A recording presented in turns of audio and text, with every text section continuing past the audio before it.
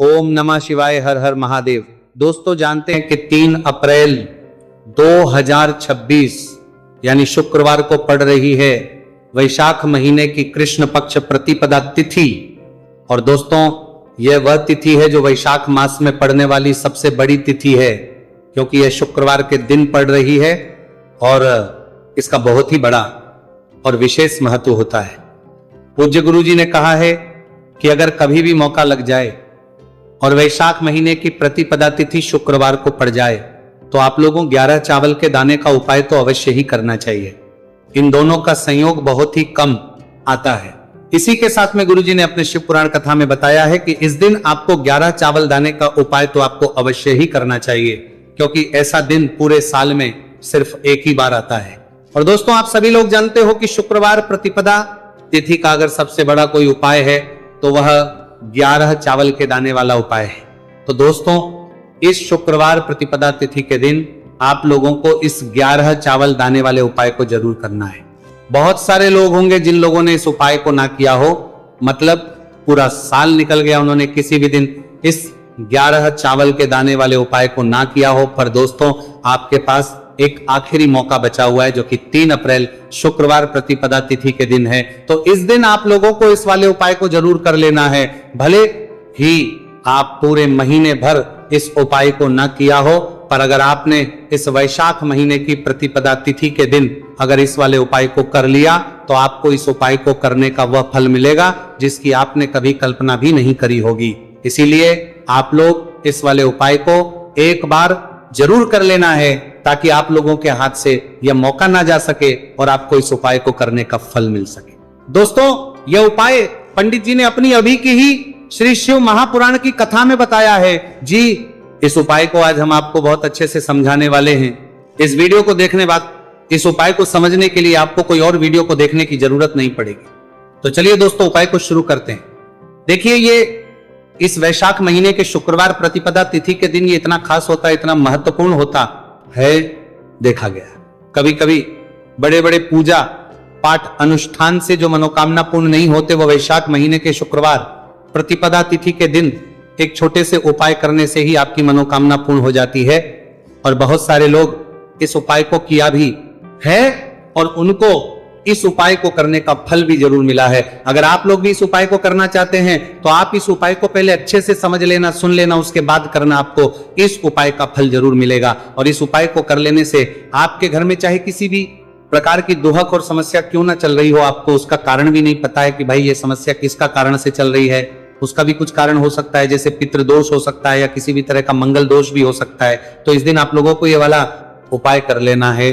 ये एक ऐसा उपाय है जिस उपाय को अगर किसी विशेष दिन पर किया जाए तो भाई उस विशेष दिन का जो है वो तो हमें मिलता ही मिलता है, पर हमने उस दिन पर इस उपाय को किया है तो हमें उससे भी बड़ा फल मिलता है और फल बहुत जल्दी मिलता है, क्योंकि आप इस उपाय को बहुत ही बड़े और विशेष पर कर रहे हो। तो चलिए अब उपाय के बारे में बात करते हैं, लेकिन उससे पहले आप लोगों को यह जानना आवश्यक है कि आखिर यह उपाय किस समय करना है, किसको करना है और कैसे करना है।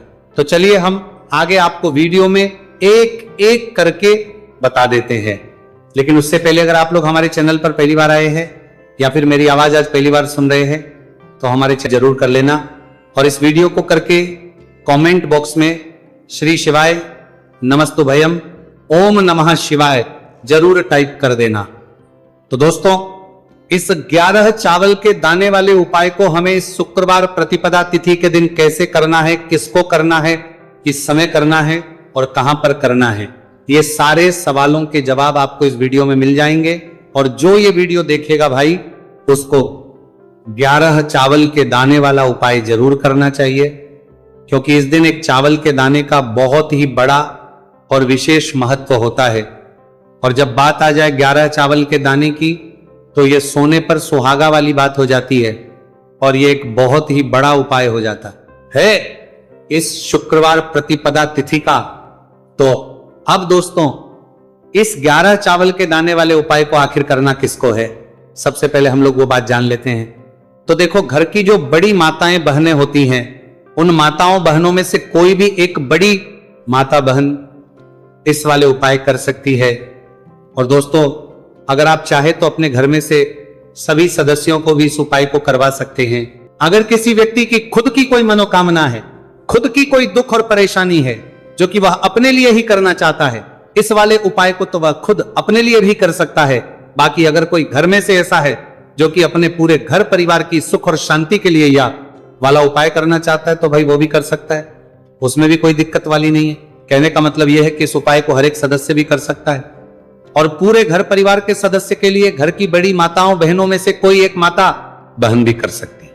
माताएं बहनें अगर घर में उपस्थित ना हो या वह ये वाला उपाय ना कर पा रही हो, तो फिर घर का कोई बड़ा सदस्य भी इस 11 चावल के दाने वाले उपाय को कर सकता है, चाहे फिर वो पुरुष ही क्यों ना हो, उसमें कोई भी दिक्कत वाली बात नहीं है। अब दोस्तों, इस 3 बल के दाने वाले उपाय को हमें करना कहां पर है? हमें इसे शिव जी के मंदिर में जाकर करना है। बहुत सारे लोग प्रश्न करते हैं, हर एक उपाय को करते समय क्या हम इस उपाय को घर पर कर सकते हैं? तो इस वाले उपाय को आप घर पर नहीं कर सकते हो। इस वाले उपाय को करने के लिए आपको शिव जी के मंदिर ही जाना पड़ेगा। उसके बाद में दोस्तों जो अगला प्रश्न निकल कर आता है वो ये आता है, इस उपाय को लेकर के आखिर इस उपाय को हमें किस समय करना है? सुबह के समय करना है कि शाम के समय करना है? तो देखो, इस वाले उपाय को आप लोग सुबह के समय भी कर सकते हो और शाम के समय प्रदोष काल में भी कर सकते हो। अब अगर आप पूछो कि भाई सबसे उत्तम समय कौन सा रहेगा इस 31 चावल के दाने वाले उपाय को करने का, तो हम आपसे बस यही कहेंगे कि इस उपाय को आप सुबह के समय करेंगे तो ज्यादा बेहतर होगा। बाकी अगर प्रदोष काल शाम के समय भी करेंगे तो भी अच्छा होगा, उसमें कोई भी दिक्कत वाली बात नहीं है। तो अब दोस्तों, अगली सबसे बड़ी और महत्वपूर्ण बात आती है, वो ये आती है कि सुबह अगर हम उपाय को करेंगे तो हमें कितने बजे से लेकर कितने बजे तक के बीच में करना है, और शाम के समय प्रदोष काल में करेंगे तो हमें कितने बजे से लेकर कितने बजे के बीच में करना है। तो देखो, सुबह जितनी जल्दी हो सके आप उपाय को करने की कोशिश करना। बाकी अगर किसी कारणवश लेट भी हो जाओ, थी देर भी हो जाए, तो 10 या 11 बजे तक भी आप उपाय कर लेना, पर 12 बजे से ज्यादा देरी ना हो। ठीक है, इस बात का ध्यान रखना। उसके बाद में दोस्तों, अगर शाम के समय प्रदोष काल की बात करें, प्रदोष काल का जो समय है होता है वो शाम के 6 बजे से शुरू हो जाता है। मतलब शाम के 6 बजे से लेकर 7 बजे के बीच का जो समय होता है, यह समय प्रदोष काल का समय होता है।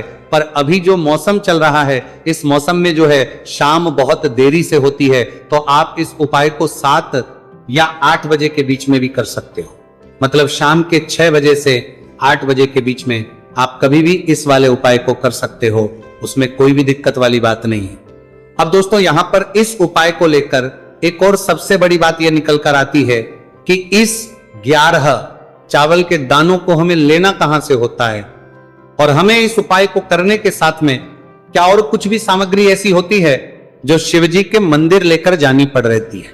तो देखो, यहां पर हम आपको बता दें, सबसे पहले आप लोग ये जान लो कि ये जो 3 चावल के दाने वाला उपाय है, सिर्फ और सिर्फ आप उपाय की सामग्री लेकर कभी भी शिव जी के मंदिर मत जाना, क्योंकि हमें भगवान के सामने यह नहीं दर्शाए कि अगर हम भगवान शिव जी के मंदिर आए हैं तो अपने फायदे के लिए आए हैं।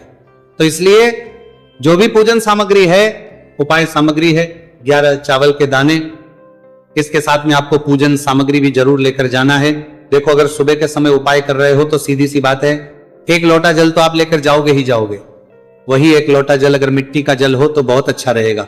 मिट्टी का जल कैसे बना आता है, इसके लिए हमने पहले से बहुत सारी वीडियोस बना दी है आपके पास। इस दिन एक आखिरी मौका रहेगा, मिट्टी का जल शिव जी पर चढ़ने का और उपाय को करने का बहुत बड़ा आपको इस दिन फल मिलेगा। तो इसीलिए इस दिन हो सके तो भाई मिट्टी का जल चढ़ाना, तो अपने साथ में कम से कम 1 लोटा जल तो आपको लेकर जाना ही जाना है। अगर मिट्टी का जल नहीं है तो घर का जल भी आप इस्तेमाल कर सकते हो। इसके अलावा जो भी पूजन सामग्री है, देखो 11 के दाने ये अलग आपके रहेंगे और जो आपकी पूजन सामग्री रहेगी वो अलग रहेगी। पूजन सामग्री में आप जो भी चीज लेकर जाना चाहे वो लेकर जा सकते हैं, एक बेलपत्र भी लेकर जा सकते हैं, उसमें कोई भी दिक्कत वाली बात नहीं है। वहीं अगर हम बात करें शाम के समय की, तो शाम के समय शिव जी पर जल नहीं चढ़ता है, इसीलिए शाम के समय आप लोग एक दीपक तैयार कर लें जो कि गोल तीखा आटे का शुद्ध देसी गाय का घी का होगा, है ना। इस बात का आप लोगों को ध्यान करना है और इस दीपक को आपको घर से जलाकर नहीं लेकर जाना है, भगवान शिव जी के मंदिर में जाकर ही जलाना है। इस बात का भी आप लोगों को ध्यान रखना है। अब दोस्तों, यहाँ पर हमें इस बात को समझना है कि ये 11 चावल के दाने हमें लेना कहां से है। क्या हमें दुकान से लेकर आना है या हमें अपने घर से लेना है या कहां से लेकर आना है, और कौन से चावल लेना है, क्योंकि चावल भी बहुत प्रकार के होते हैं। तो देखो, इन सभी सवालों के जवाब आप लोग एक बात में सुन लो कि भाई जो उपाय है, इस उपाय में आपको ये नहीं देखना है कि भाई कौन से चावल है कौन से चावल नहीं है। बस जो भी चावल ले रहे हो वो चावल का दाना सबूत होना चाहिए, मतलब साबुत होना चाहिए, टूटा हुआ नहीं होना चाहिए, कट्टा पीटा नहीं होना चाहिए। ये बात आपको ध्यान रखना है। बाकी आपका चावल बासमती हो या सादा चावल हो या कोई सा भी चावल हो, उसमें कोई भी दिक्कत वाली बात नहीं है। तो सीधी सी बात है कि आपके घर के रसोई घर में जहां पर आप बनाते हो, वहां पर जो भी चावल आपके उपस्थित हो, उन चावलों में से अपनी एक कटोरी भर लेना या एक मुट्ठी चावल अलग से निकाल कर रख लेना, क्योंकि हम 11 चावल ही यहां पर इस उपाय में लेने वाले हैं। तो हमें ये चावल के दाने गिनकर निकालने पड़ेंगे, इस बात का आप लोगों को ध्यान रखना है। तो अपने उस चावल की कटोरी में से या चावल में से 11 ऐसे चावल के दाने आप लोग निकाल लो जो कि टूटे हुए ना हो, कटे पीटे ना हो, कोई दाग ना लगा हुआ हो, है ना। अच्छे साबुत चावल के दाने 31 दाने आप लोग निकाल कर रख लो और इन्हें किसी भी एक कागज की पड़िया में या किसी एक छोटी सी कटोरी में आप लोग रख लो, ताकि यह सुरक्षित रहे, आपके एक भी चावल का दाना इधर उधर ना हो और आपका उपाय भी पूरा अच्छे से हो जाए। तो भाई जैसे ही आपका उपाय की जो सामग्री है 11 चावल के दाने ये तैयार हो जाते हैं, उसके बाद में आपको जो भी अपनी पूजन सामग्री है सुबह समय कर रहे हो, तो एक लोटा जल और एक बेलपत्र या पूजन सामग्री जो लेकर जाना चाहो उसकी भी तैयारी कर लेना। और शाम के समय जा रहे हो तो भाई अपना जो दीपक है उसे तैयार कर लेना, ठीक है। और उपाय को करते समय शुद्धता का विशेष रूप से ध्यान रखना, ठीक है। सुबह सुबह स्नान करने के बाद ही उपाय को करने की आप लोग तैयारी करना।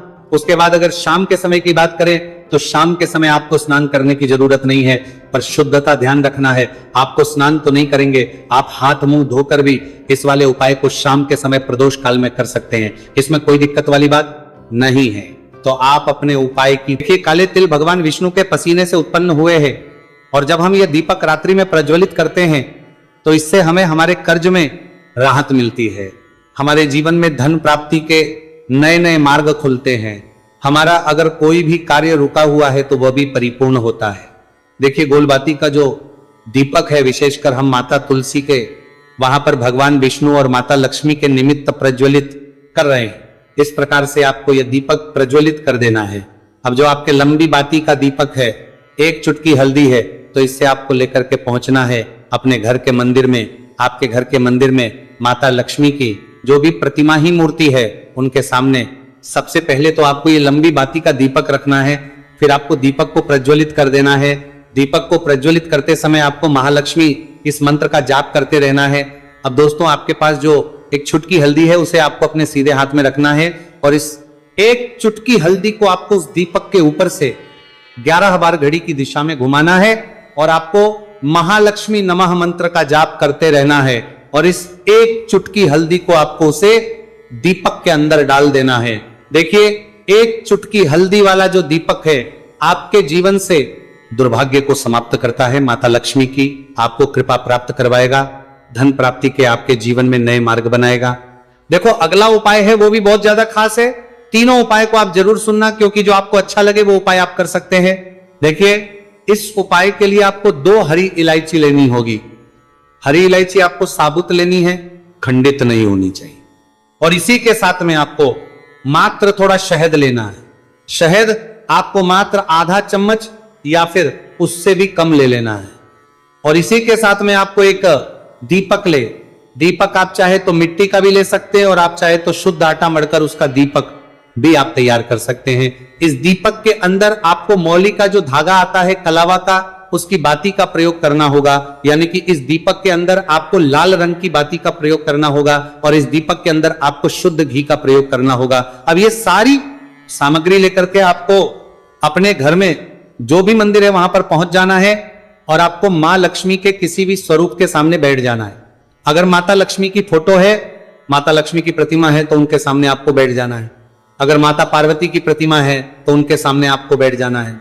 यानी कि किसी भी माता के स्वरूप के सामने आपको बैठ जाना है। अब देखिए सबसे पहले तो आपको माता रानी के सामने सी चावल की ढेरी बना देनी है, यानी कि सी अक्षत के दाने आपको माता रानी के सामने रखना है।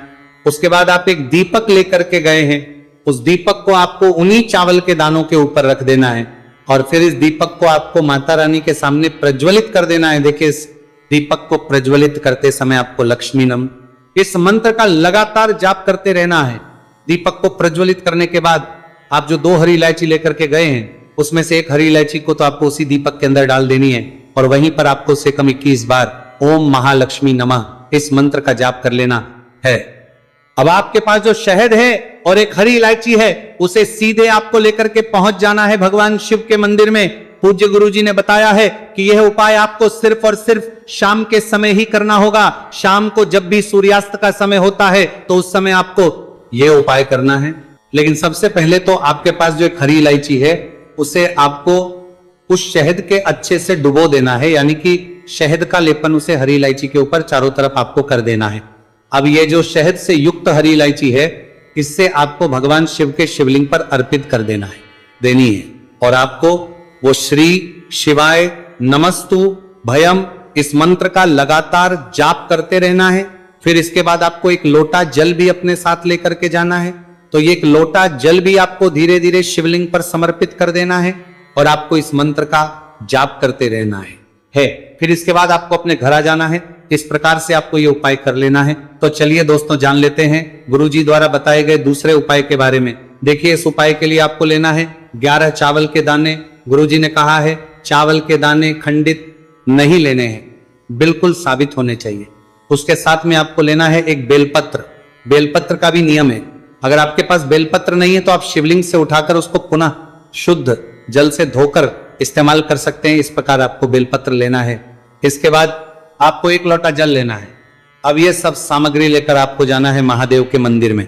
देखो अब आपको उत्तर साइड में खड़े हो जाना है और सबसे पहले आपको 1 बेलपत्र अपने हाथ पर और 11 चावल दाने रखकर शिवलिंग के ऊपर अपना नाम और गोत्र बोलते हुए समर्पित कर देना है और का लगातार जाप करना है। अब आपको जो 1 लोटा जल साथ में लेकर आए थे उसे धीरे धीरे बेलपत्र और चावल दाने के ठीक ऊपर आपको समर्पित करते जाना है और शिव पुराण के मूल मंत्र श्री शिवी का 11 बार जाप करना है और अपनी मनोकामना बोलते जाना है। देखो बस छोटा सा उपाय करना है, देखना एक दिन आपके सब काम बनने लग जाएंगे। गुरुजी का बहुत ही विशेष उपाय है। चलते हैं तीसरे उपाय के। देखिए देखो इस उपाय के लिए आपको लेना है 1 गोल बाती का दीपक। आप चाहे तो मिट्टी का ले सकते हैं या फिर घर से शुद्ध आटा मढ़कर उसका दीपक आप तैयार कर सकते हैं। इसके बाद आपको लेना है शुद्ध गाय का घी। अगर वो नहीं है तो कोई भी देसी घी इस्तेमाल कर सकते हैं जिससे आपको दीपक प्रज्वलित करना है। देखो अब ये सब सामग्री लेकर आपको जाना है प्रदोष काल में आपके घर पर तुलसी जी के घेरे के पास में। देखो ये उपाय तो आपको अवश्य करना है। देखो वहां पहुंच सबसे पहले वो दीपक आपको प्रज्वलित कर देना है और ओम नमो भगवते वासुदेवाय नमः का 11 बार जाप करना है। उसके बाद आपको अपने सीधे हाथ में थोड़ी हल्दी लेकर उस दीपक में अपना नाम और गोत्र बोलते हुए डाल देना है। उसके बाद माता लक्ष्मी से आपको प्रार्थना करना है कि हे महालक्ष्मी हमारी सभी दुख तकलीफों को दूर करो, हे महादेव हमारे सब दुख कष्टों को खत्म करो। इस भावना से आपको यह उपाय करना है।